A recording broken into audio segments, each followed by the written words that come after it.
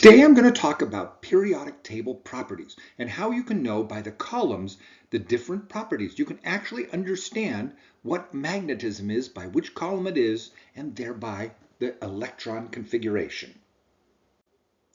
Now, in addition to that, that basically uses the hemispherical HemiChem model. So in HemiChem, electrons are in longitudinal rings, and there's two of them, one in each hemisphere. So you've got the ones on the left, and in that case, the one that is sort of up, and the opposite side, which is down. That makes those two basically at 180 degrees locked. The electrons, as you can see from the red double arrows, don't repel each other by electrostatic force. And that gives you a basic stable model for the electron subshells.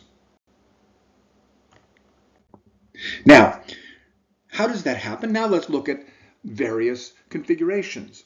I use Arno-Dot-Diagrams. So instead of a Lewis diagram, I basically have levels that show 1, then 3, then potentially 5 or 7 in the larger molecules, and then 7, 3, 5, 1 in the other hemisphere.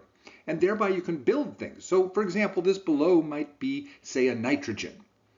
That nitrogen has 3 electrons filled, but they go into one hemisphere, and there's 3 bonding positions, which are in white, in the other hemisphere. And that way you can get a stable molecule with all full shells. Now, what happens with that?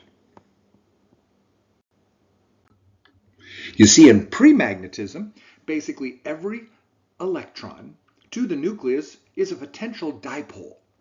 And so look at that. You've got dipoles a little bit to the right, a little bit to the left, up and down, front and back. So generally they offset. Although in a filled molecule, you probably won't get much of a magnetism from this. Now for that nitrogen, you might have a little bit because you can see those 3 are on one side and there's not quite so much on the right side. Again, now instead of doing formulas and abstract thinking, we can make chemistry 3D visual.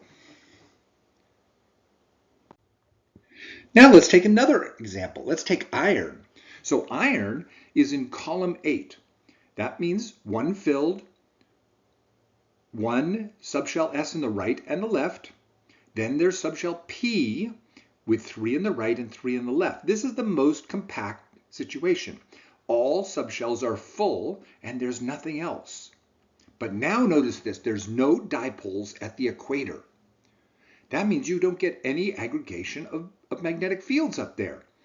Now they're not exactly aligned at the poles, but in general, this will get you a magnetic fields. And so that's how magnetism is ready for iron. Now you have the right and the lefts, and we're in pre-magnetism, so we haven't determined north and south.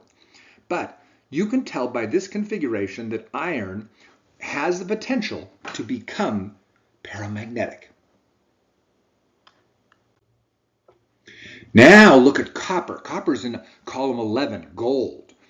Okay, these have an electron configuration of 2s, in the p's 6, but there's 3 extras in the equatorial division because now you have full subshells only.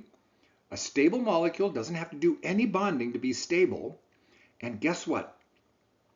There are dipoles in every direction. There's dipoles out to the equator, there's dipoles to the poles, maybe a little bit more, but overall this means that column 11 of the periodic table is not particularly magnetic.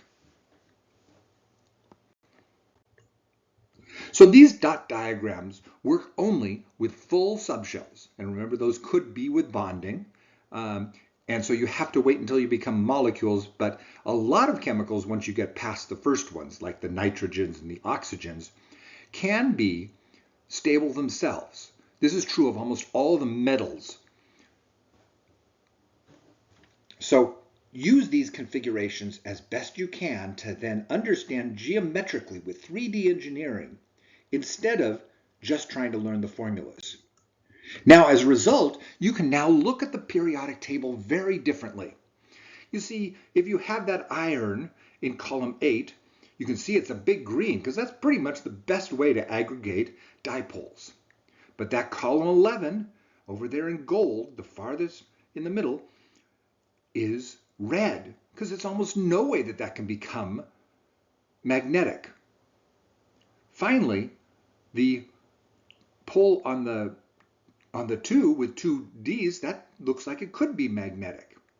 So as such, you now have a new way to look at how does the periodic table become chemical properties, and why are different chemicals different? It's 3D engineering.